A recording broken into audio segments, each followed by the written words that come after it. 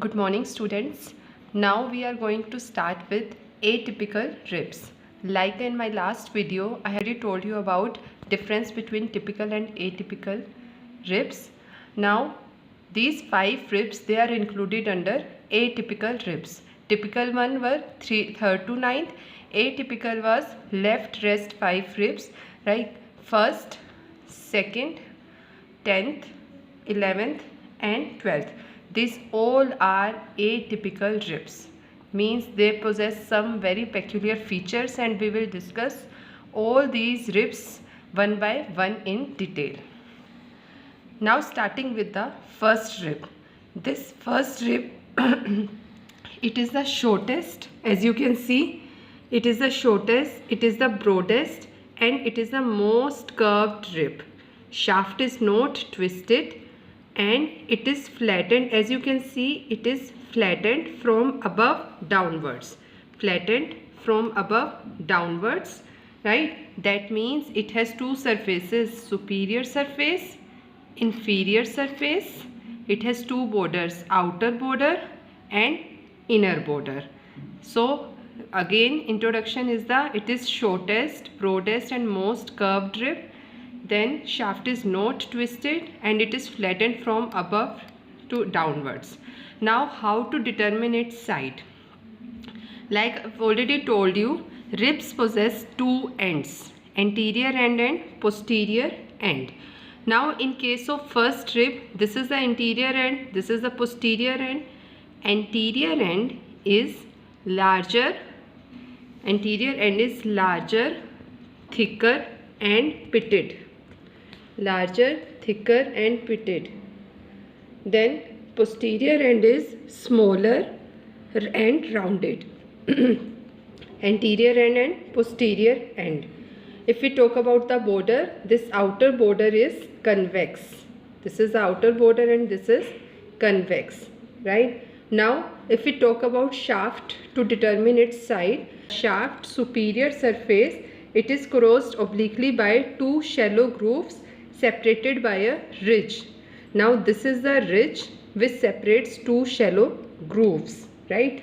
This ridge is enlarged. This is the ridge, right? This is enlarged at the inner border somewhere in this middle, and it forms very important feature of the first rib. This is scalene tubercle. This one, this is the scalene tubercle, right? So this is about the side determination, anterior end, posterior end. Then outer border is the convex, and this is the shaft upper surface crossed by a ridge separating two shallow grooves for very important structures, subclavian vein and subclavian artery. And this ridge is enlarged on the inner border to form very important scalene tubercle. Now if we place this rib on the horizontal plane, then two ends should touch the surface, and that will determine its side. Like if I keep it like this end is not touching the surface, so this is not of the left side. And if I keep it like this, both the ends, they are touching the surface, so this is the first rib of right side. Features: anterior end and posterior end, shaft outer border, inner border, superior surface, inferior surface. Starting with the anterior end, this is the anterior end. I have already told you it is larger, it is thicker than that of the other ribs, right? And it is continuous with the first costal cartilage. Now if we talk about the posterior end, this is the posterior end, and like all the ribs, it again possesses three important things: head, this is the head, then this is the neck, and this is the tubercle. Head, neck and tubercle. Now head is small and rounded. It articulates with the body of first thoracic vertebrae. Then this is the neck. Neck is rounded, and as you can see, it is directed laterally, backwards and upwards. Then talking about the tubercle, this tubercle is large. It coincides with angle of the rib. See, this is the rib and this is the angle of the rib. Tubercle coincides with the angle of the rib, and it articulates with transverse process of first thoracic vertebra to form costo-transverse joint. Costo-transverse joint. So again, head, neck, tubercle. Head articulates with body of T1 vertebra. This is the neck, which is rounded. This is the tubercle, which is large, and it articulates with transverse process of T1 to form costo-transverse joint. Now left is the shaft. I've already told you about all the surfaces and borders. Again, going back to this one, shaft. See, shaft, this is a superior surface marked by two shallow grooves, right? These are two shallow grooves separated by a ridge, and this ridge, it is near the border. It is enlarged to form scalene tubercle. This is scalene tubercle. Lower surface is smooth. It has no costal groove. You can see this is the lower surface and it has no costal groove. Outer border, it is thick behind. See, thickness over here. It is thick behind, thin in front, and it is convex. Inner border, it is concave. So this is all about the peculiar features of the first rib. It is an important one. This one, introductory part, then how to determine its sides, plus the bony features like the ends, surfaces, and the shaft. And the most important thing of the first rib is their relations, right? Relations to the neck, right? So coming to the attachments and relations of the first rib. Now this is the rib of the right side, first rib of right side. If we talk about the neck, this is the neck and this is its anterior part, right? Anteriorly, neck is related to from medial to lateral side. From medial to lateral side, it is related to four very important structures. These structures, the mnemonic is SWAN. S from medial to lateral, SWAN. SVAN. Right, S is for sympathetic chain, V is for first posterior intercostal vein, A is for intercostal artery, and N is for first thoracic nerve. So this is about the anterior relations of the neck, relations of the first rib, and they are the most important one, oftenly asked in exams. The relation SWAN. Sympathetic chain, first posterior intercostal vein, intercostal artery, superior intercostal artery, and first thoracic nerve. Now coming to the superior surface. For this I am going to show you another rib of the this first rib of the left side, right? And it is actually I have already marked with chalk all the attachments and this one.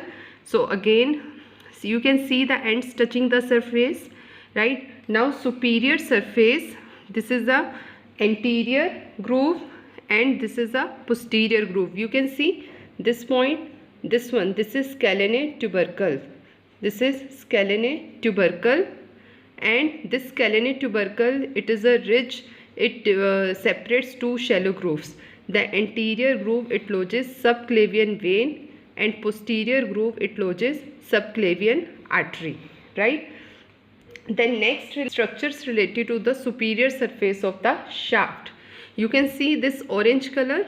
Orange is for the origin, blue is for the insertion, and this one is the green, right? So this is the origin of subclavius muscle at the anterior end, subclavius muscle, right? Then attachment of costoclavicular ligament at the anterior end behind subclavius. Now at the scalene tubercle, there occurs this insertion of scalenus anterior muscle. Then behind scalene tubercle, this elongated rough area, right? Here lies the insertion of scalenus medius muscle. So this is on the superior surface. I am going to repeat it again. This is the origin of subclavius near the anterior end. Behind subclavius, attachment of costoclavicular ligament. Then on the scalene tubercle, insertion of scalenus anterior muscle. Then this elongated rough area, this one, this is here lies the insertion of scalenus medius muscle behind the groove for subclavian artery. If I talk about the lower surface, I have already told you it is smooth and it is covered by costal pleura. Then outer border, this is the outer border. Outer border पे there is a origin of external intercostal muscle plus the upper digitation of the upper part of first digitation of serratus anterior muscle. I have already marked it here. This orange part, it shows the origin of the upper part of the first digitation of serratus anterior muscle. Inner border is there occurs attachment to the suprapleural membrane, right? So this is all about the attachments and relations. Why I have told you this thing? Because they are the important ones. The relations related to the neck. See, these are the ribs of the both the side, SVA and SVA from medial to lateral side, right? Sympathetic chain, posterior intercostal vein, intercostal artery and first thoracic nerve, plus the relations on the superior surface, subclavius muscle, origin, costoclavicular ligament, insertion of scalenus anterior muscle and scalenus medius muscle, and this is the origin of the a part of the serratus anterior muscle. So this is about the first rib. Now starting with the second rib. Second rib, the length is twice of that of the first rib. See, the length is twice that of the first rib. This is first, this is the second rib, and the shaft is sharply curved. You can see this sharp curve in the shaft like that of the first rib. Then this tubercle, again it has two parts, right? Articular part and non-articular part. In case of second rib, non-articular part is small and this angle is slight and it lies close to the tubercle. But in case of typical rib, it was like this angle is 5 cm from the tubercle, but here in second rib it lies close to the tubercle. Now you can see the twist. There is no twist in the shaft. It has outer surface, it has inner surface like that of typical rib, but the big difference lies here is this outer surface, it is directed more upwards than outwards. You can see this is more upwards than outwards, right? And near its middle, it is marked by a large rough tubercle. See this one, this is the outer surface of the shaft, right? Near its middle, it is marked by a large rough tubercle. This one, this tubercle.